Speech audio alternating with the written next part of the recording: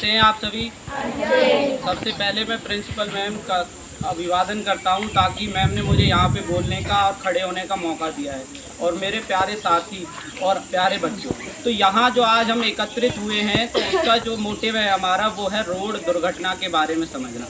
मुझे लगता है कि ऐसा कोई बिंदु या पॉइंट बचा नहीं है जिसके बारे में मुझे आपको बताना चाहिए, लेकिन एक और चीज़ मैं आपको अपनी तरफ से ऐड ऑन करके बताता हूँ। वो ये चीज़ है कि हम एक स्वतंत्र भारत के निवासी हैं, लेकिन उसके बावजूद भी हमारे पास फाउंडेशन है। हमें सड़क पे चलने का या कहीं भी जाने आने का फ्रीडम है, लेकिन उस पर भी एक फाउंडेशन है कि हमें कहाँ चलना है, कहाँ से आना है। आपको चलना है आपकी लेफ़्ट साइड में, और ओवरटेकिंग का भी तुम्हें रूल बता दिया है कि जब आपको किसी को क्रॉस करना होता है तो उसके राइट हैंड की तरफ से हमें जाना होता है, बता दिया है अभी। तो ये ऐसी चीज़ें हैं कि आपको अपनी बारे में खुद सोचना होगा कि सबसे जीवन में सबसे बहुमूल्य जो चीज़ होती है वो आपकी लाइफ होती है। अगर लाइफ है तो सब चीज़ है, बाइक हो, कार हो, कोई भी चीज़ आप तभी यूज़ कर पाएंगे जब आप वहाँ सुरक्षित होंगे। जब आप बीमार होंगे या कोई परेशानी में होंगे तो हम किसी भी चीज़ को यूज़ वहाँ पे नहीं कर सकते। सबसे पहले जो प्रायोरिटी हमें देनी है वो अपनी लाइफ को देनी है। अगर हम सुरक्षित हैं तो सभी सुरक्षित हैं। ऐसे सभी लोग सोचने लगेंगे कि हमें सुरक्षित रहना है, तो सब अपने अपने बारे में सोच के सुरक्षित रहेंगे। तो मैं उम्मीद करता हूँ उसके साथ सब अपने अपना विचार रख के अपने आप को सुरक्षित रखेंगे तो पूरा देश सुरक्षित रह सकता है। अगर हम खुद परेशानी क्रिएट करते हैं तो वो परेशानी हमारी नहीं होती, वो सभी की होती है। ये चीज़ें थी आपको जो दुर्घटना होती है, रोड एक्सीडेंट, उनके बारे में बताने की।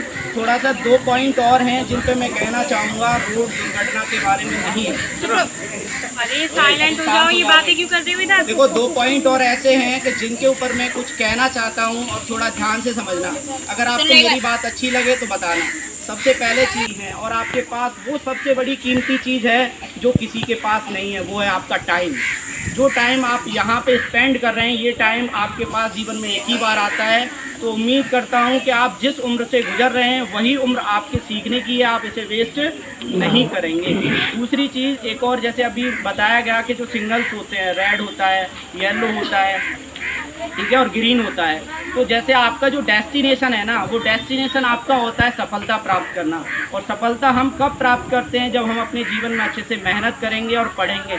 पेपर में 2 ही चीज़ें फैक्टर करती हैं, एक तो आप पे चीज़ों का आना, और दूसरा इससे भी ज़्यादा मैटर करता है वो जो समय आपको मिला है उस समय के अंदर उसको इम्प्लीमेंट करना।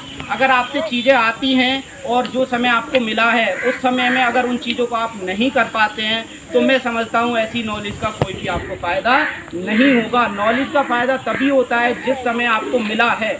अगर आपके पेपर में क्वेश्चंस आते हैं, सभी आते हैं, लेकिन जो टाइम पीरियड है उसका अगर उसमें नहीं कर पाते हैं तो वो नॉलेज वेस्ट हुई आपकी कि नहीं हुई। तो चीज़ें 2 ही मैटर करेंगी आपके पेपर में या कोई भी एग्ज़ाम होगा, एक तो चीज़ों का आना और चीज़ों का समय के अंदर होना।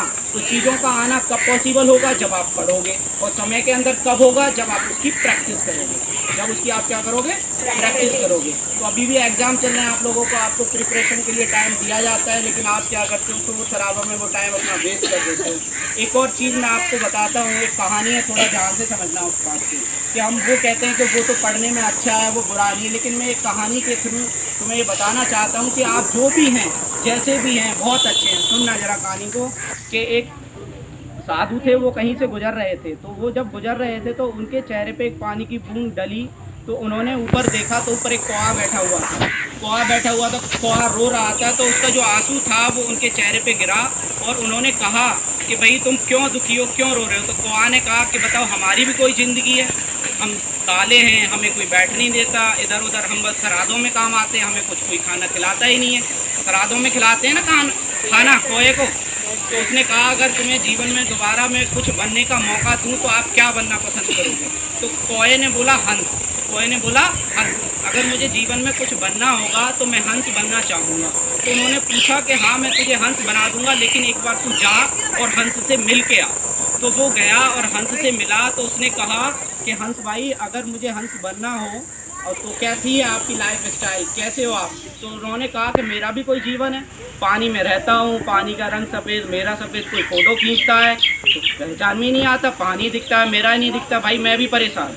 तो वो दोनों फिर उस साधु के पास आए, बोले कि हमें हंस नहीं बनना। उन्होंने बोला कि अब तुम्हें क्या बनना है? हंस से पूछा। हंस ने बोला अगर मुझे बनना है तो मुझे बनना है तोता, मिट्ठू मियाँ। कभी उसे रखते हैं, अच्छे से खाना खिलाते हैं। तो उन्होंने कहा एक काम करो, आप जाओ, जाके एक बार तोते से मिलो, मिट्ठू मियाँ से मिलो।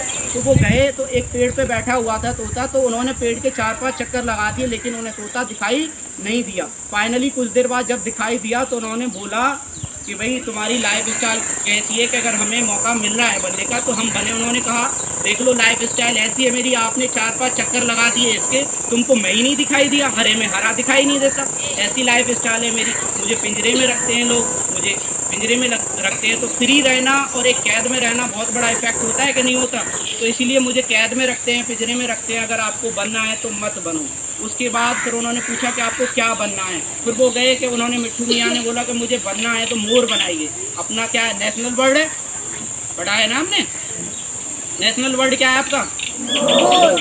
अगर बनना है तो मैं मोर बनूंगा। जब मोर नाचता है तो लोग उसकी तस्वीर खींचते हैं, कितना अच्छा महसूस होता होगा उसे। तो उसने बोला कि कुछ नहीं है, क्या होता है कि जब मैं नाचता हूँ, अपने पर फैलाता हूँ, तो फ़ोटो तो खींचते हैं, लेकिन उसके बावजूद मैं मारा भी जाता हूँ, क्योंकि उसके पंखों को निकाला जाता है। पंखों को निकाल के लोग अपने घर को सजाने के लिए उसकी क्या कर देते हैं, हत्या कर देते हैं। तो फाइनली जब उसने क्या कहा कि आपको बनना है तो कुछ मत बनो, जब वो सब पहुँचे तो मोर ने कहा आप जैसे भी हो, जैसे भी हो, कैसे भी हो, जैसे भी हो, अच्छे हो। तो ये कहानी इससे ये होता है कि आप जैसे भी हो बहुत अच्छे हो। सब अपनी अपनी लाइफ में दुखी हैं, सब टेंशन में है। वो मुझसे आगे निकल गया, मैं उससे पीछे रह गया। आगे वाले को ये टेंशन है कि पीछे वाला मुझसे आगे ना निकल जाए, आगे वाले को ये टेंशन हो, पीछे वाले को ये कि मैं आगे कैसे निकलूँ। तो यहाँ एक साइकिल है, सब एक दूसरे से रिलेटेड हैं।